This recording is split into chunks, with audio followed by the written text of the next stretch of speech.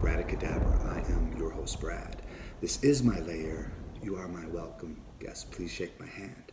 But keep in mind, tread carefully here. I am not responsible for psychological, karmic, or magical damage created by your own carelessness.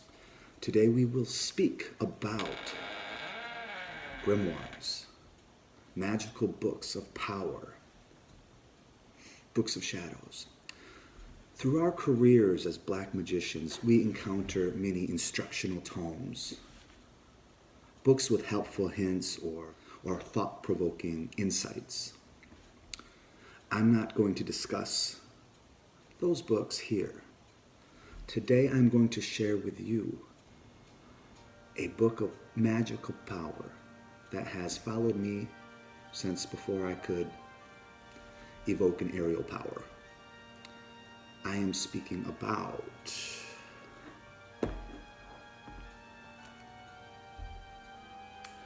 the Kincaid's Book of Witches, Goblins, and Ogres. Magic allows us to open doors, to encounter new energies, new forms of life. Some choose power over others.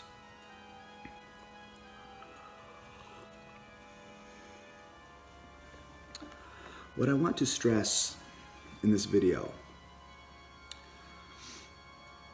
is you don't buy prepackaged books that contain power for you. Maybe Simon's Necronomicon comes close if you've worked with it. I'm talking about books that seem to have just come to you.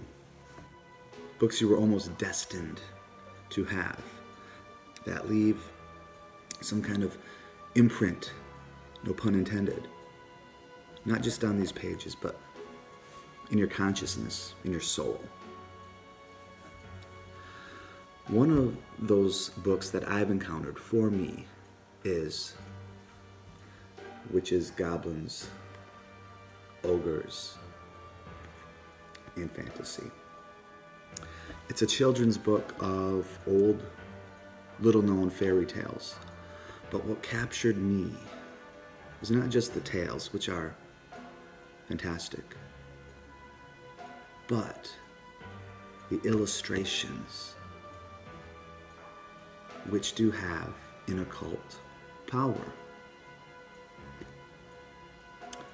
I ran across my first copy in the early 80s from Kmart. Let's look inside, shall we?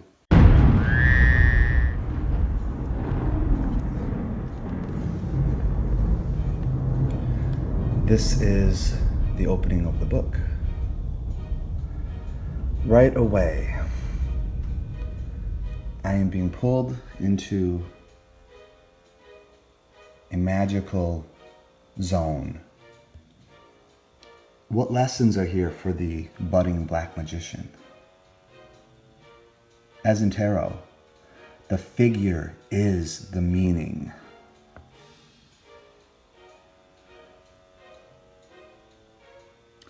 There are so many details. I have spent hours examining this page, figuring out the stories that connect these figures, these artifacts, these players in this stage.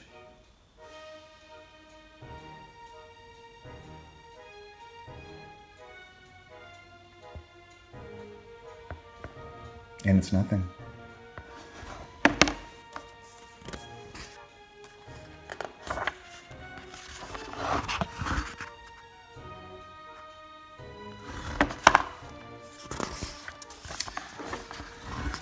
The first story, a contest.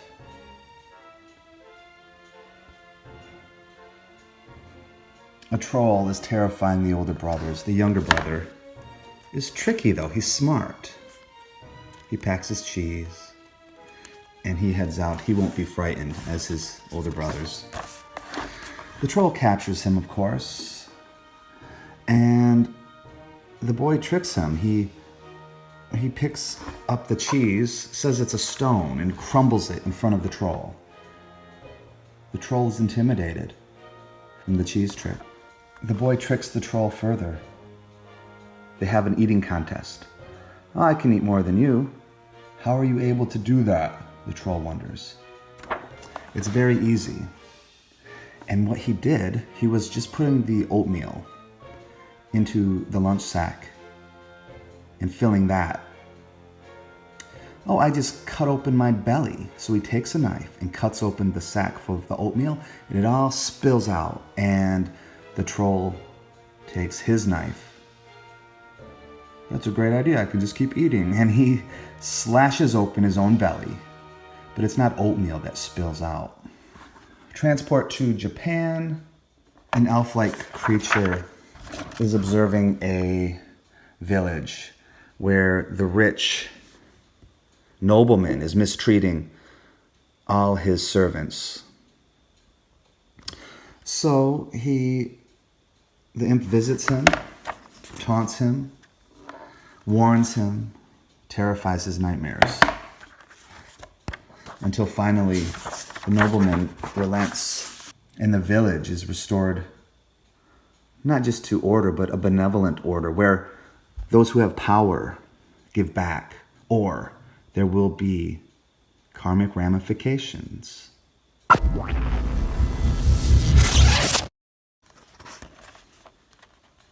Now this copy I got on eBay, and it's missing some pieces here. My original, I think, was sold at a garage sale.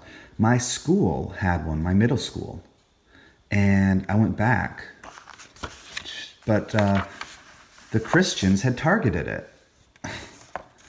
So along with any books on witchcraft or anything like that, a fairy tale book, they knew what this was. God bless them. Just look at some of the illustrations here. Look at that water.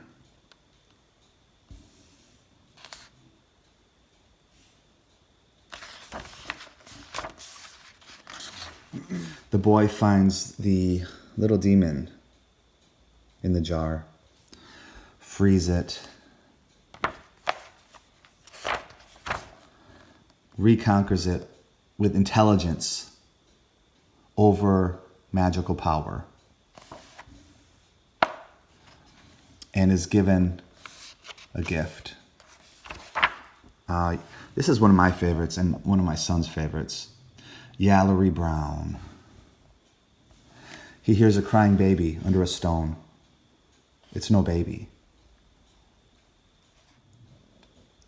"I will thank you. I will be your invisible servant, but don't take me for granted."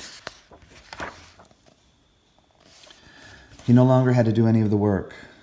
Just little shadows would run across and do all the work for him. But people started to get scared. "Go away, Yallery Brown." "Fine. You will never see me again, but I will always be there. Instead of helping you, I will mess up your life." When we partake of magic, we must respect it and utilize it. If we cut off, it may linger. It surely will. Illustrations of betrayal, fear, magic, disrespecting the supernatural and paying price for it. A theme throughout is always intelligence, conquering everything, even magic. Kindness being rewarded. Evil being rewarded.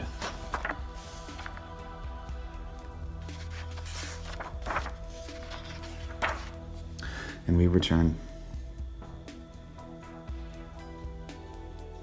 to the wizard.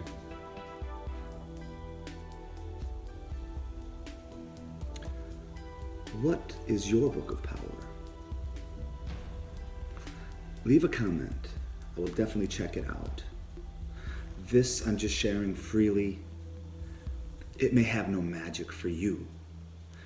We each must find our own books of power. This is one of mine, and I hope you've enjoyed it. Thank you.